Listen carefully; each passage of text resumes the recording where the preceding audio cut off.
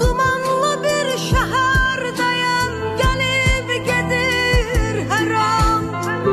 Her addımında gizlenir hüzünlü hatirem.